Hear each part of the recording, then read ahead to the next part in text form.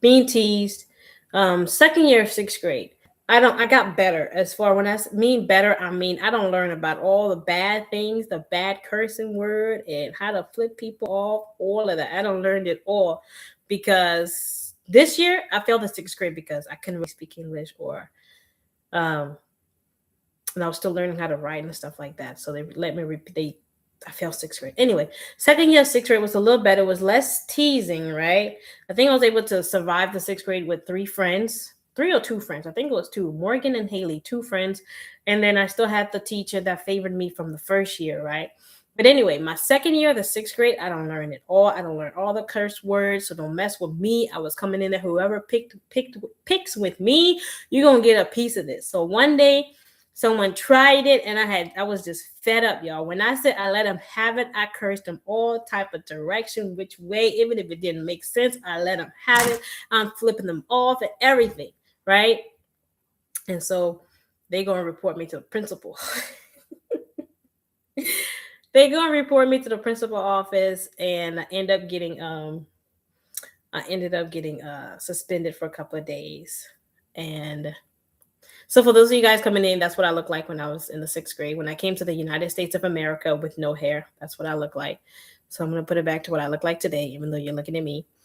But anyway, I got suspended for a couple of days, and fast forward to, well, I guess I can't fast forward in sixth grade because he would not let me live this. He would not let me do this without telling the story of me getting punched in the face. I don't know why, but there was a girl named Sakia. He calls her Saki to me, but she was much bigger than me. We were in the gym. I can't remember exactly what happened as to why she came and punched me in the face, but I ended up getting punched in the face. I didn't do anything about it because I've never experienced something like that. And I was just like, I mean, I was really small.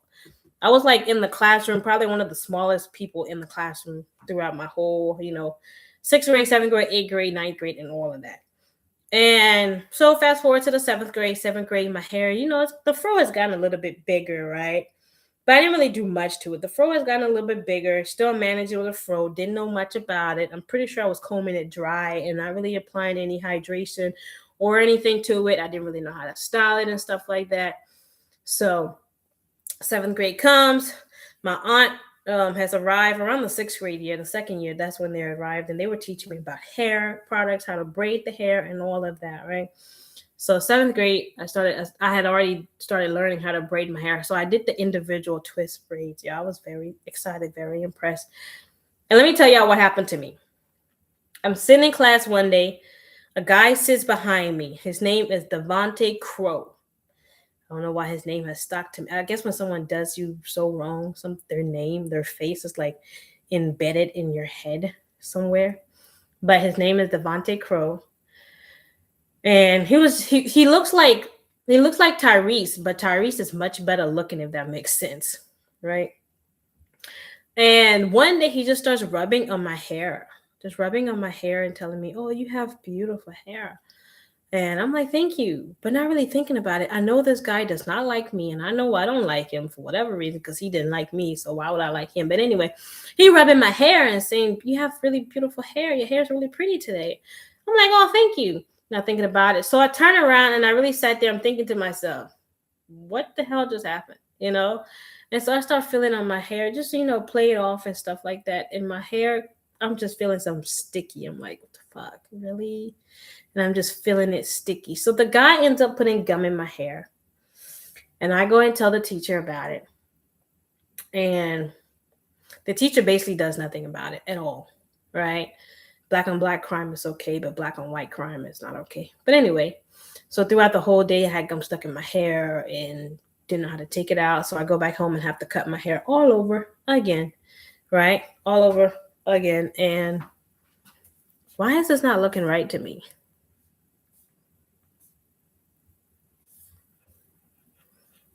I don't know why. Let's see.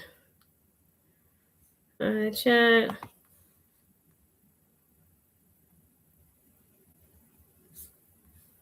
Okay, let me try something right quick. That's wrong. That's not the right password. Okay. Let's see.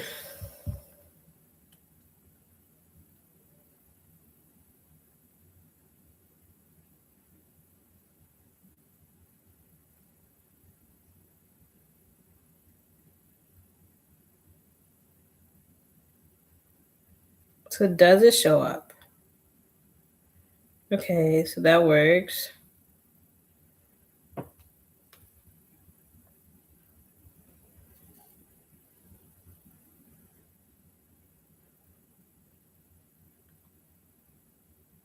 Okay, so I guess it's there. I don't know.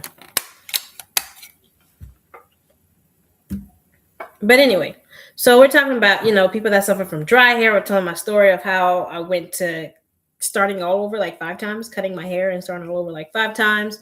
And the secret to growing that hair, growing that long, thick, full hair, the secret to a healthy scalp, what you should do every day, how to maintain your length, right? It's all about hydration and moisturization. That's how you retain your length, and that's how you grow your hair. If your hair lacks hydration and moisturization, your hair will never grow past a certain length. It's going to constantly break as you style your hair, as you do things to your hair. Your hair is going to be constantly breaking. You're going to do split ends. Split ends are the worst, right? Because they don't just stop. They continue to split up all the way up your hair, and then they eventually break off. So as your hair is growing, it's just like cutting off, and it's not getting any longer or thicker, right? And so when you have that moisturization and the hydration sealed into your strands, that keeps your hair from creating those split ends. That keeps your hair from easily breaking every time you style your hair. I kid you not, every time I do my hair right now, my ball is like this big. You're going to have some shedding regardless, but you want to minimize that shedding, right? Whenever I used to do my hair in the past, I mean, my ball was big. And I thought that was normal. I really thought that was okay to just, okay, well, some hair is going to fall out, so it's okay. But no, that is not okay, right? That's too much hair coming out of our head. Like all the hard work that we do to grow our hair, and by the time we do our hair, the ball is this big. No, all your work that you've done has been gone to waste, right? And so to prevent that from happening, you want something that's going to strengthen your strand. That's going to be the hydration mist and the serum to help it grow, get it thicker, fuller, right, and longer.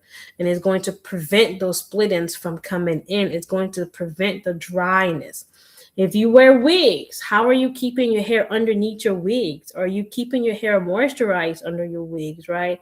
Every morning when you wake up, before you put your wig on, what are you doing? Most people have their hair already twisted, right? And they just put a wig cap on, and then they put their wigs, fix it up, smack it, and go. Nothing is wrong with wearing wigs, because I wear wigs. But we have to take care of our hair before we just put a wig on top of it. We still want to maintain that long, thick, healthy hair, right? So before you put on your wigs, make sure you spray your hair with the hydration mist. That is a must, right? Because we want to keep it hydrated. Hydration is the key to longer, fuller, thicker hair, right?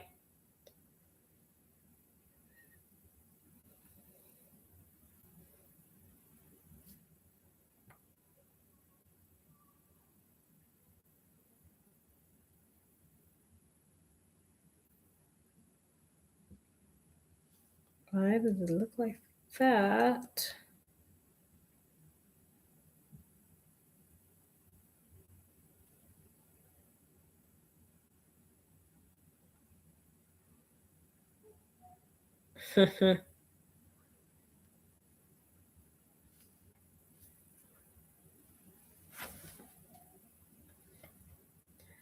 People, people.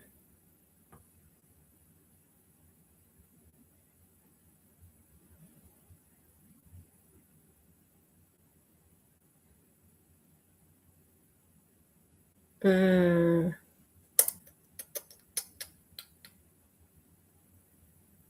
Okay.